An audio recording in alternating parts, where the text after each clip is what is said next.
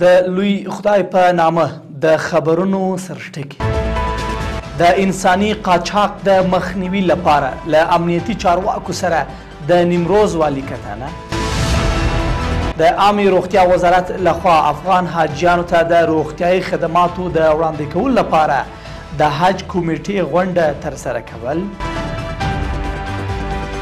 او د غزې په ترانګ کې د صهیونیست رژیم د هوایي بریدونو په پایله کې 13 کسان شهیدان شوي دي.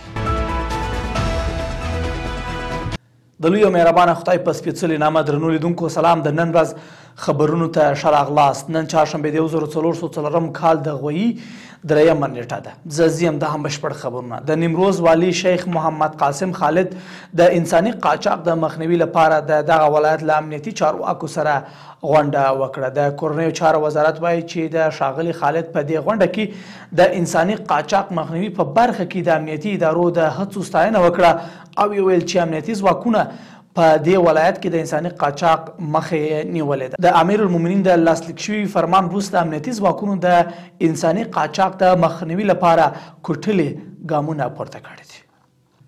د عامه روغتیا وزارت له لوري د افغان حاجیانو لپاره د روغتیايي خدمتونو په وړاندې کولو په موخه د حج کمیټې ناسته وکړه. د عامه روغتیا وزارت په یوه خبرپاڼه کې ویلي چې په دې ناسته کې د حج د مراسمو پر مهال د وقایعو تدابیرو د روغتیايي خدمتونو د ښه والي او د تیر کال د حاجیانو ستونزو په اړه خبرې شوې دي. د خبرپاڼې له مخې د عامه روغتیا وزیر مولوي نور جلال جلالي په دې ناسته کې حاجیانو ته د اړینو درملو په برابرولو د روغتیايي ټیمونو لیږلو د وقایعو توکو د تجهیزاتو په برابرولو ټینګار سوی دی. د بدخشان ولایت امنیه قومندانۍ وایي چې د دې ولایت په مرکز فیض آباد ښار کې د وسلوالو غلو و کسیزه ډله نیول شوې ده.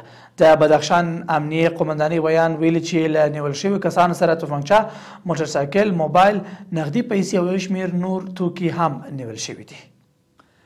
د خبرونو دوام. رسنیو د هند امنیتي سرچینو له قوله راپور ورکړی چې د هند تر واک لاندې جامو او کشمیر ایالت کې پر سیلانیانو د وسلوالو برید کې 26 کسان وژل شوي دي. د راپورونو پر اساس په دغه برید کې لږ تر لږه 16 تنه ټپیان شوي دي چې د ډیریو روغتیايي وضعیت نازک ښودل شوی دی. کشمیر د هند او پاکستان ترمنځ لانجمنه سیمه ده چې یوه برخه د هند تر واک لاندې ده.